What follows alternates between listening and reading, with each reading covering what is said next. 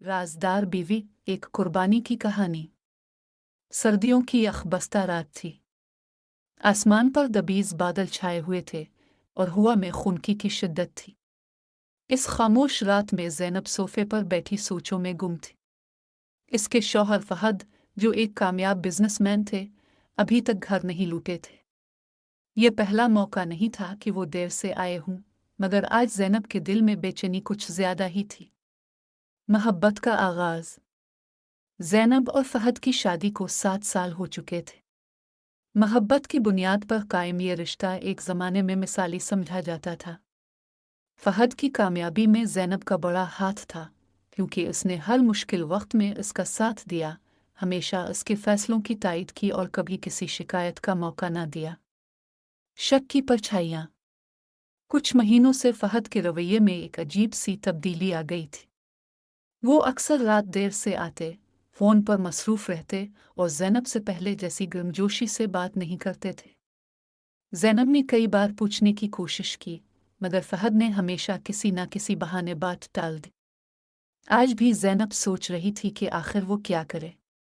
वो एक वफादार और राजदार बीवी थी, जो अपने शौहर के हर राज को सीने में दफन रखती थी, मगर अब वो इस उलझन में थी कि क्या फहद के दिल में कोई और बस गया है। सच्चाई का सामना। चंद दिन बाद ज़ैनब ने हिम्मत करके फहद का फ़ोन चेक करने का फ़ैसला किया। जैसे ही इसने फ़ोन उठाया, एक पैगाम आया। मुझे तुम्हारी याद आ रही है, कब मिल रहे हो? ये पढ़कर ज़ैनब के दिल की धड़कन जैसे रुक गई। इसकी आंखों में आंसू आ गए, मगर उसने खुद को संभाला। वो जानती थी कि गुस्से और जज्बाती फ़ैसले मसाइल को मज़ीद बढ़ा सकते हैं। एक राजदार बीवी की कुर्बानी। ज़ैनब ने किसी से कुछ न कहा। वो जानना चाहती थी कि आखिर हकीकत क्या है।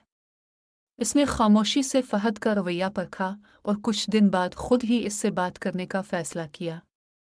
फहद, क्या मैं तुमसे एक सवाल पूछ सकती हूँ? ज़ैनब ने मोहब्बत भरी नज़रों से देखा। हाँ, क्यों नहीं?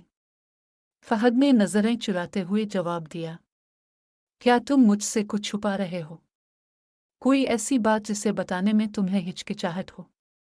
ज़ैनब ने नरमी से कहा। फहद चौंक गया, फिर कुछ देर सोचने के बाद गहरी सांस ली और नज़रें नीची कर लें। ज़ैनब, मैं तुम्हें धोखा नहीं देना चाहता था, मगर मैं किसी और से मोहब्बत करने लगा हूँ। यह सुनकर ज़ैनब का दिल टूट गया, मगर उसने खुद पर काबू रखा। वो जानती थी कि अगर वो गुस्से या बदगुमानी से काम लेगी तो बात बिगड़ सकती है। क्या वो तुम्हें मुझसे ज़्यादा खुश रख सकती है? ज़ैनब ने आहिस्ता से पूछा। फहद खामोश था। ज़ैनब ने आंखों में आंसू लिए कहा, अगर तुम खुश हो तो मैं तुम्हें कैद में नहीं रख सकती, मगर मुझे बस यकीन दिला दो कि तुमने कभी मुझसे झूठ नहीं बोला।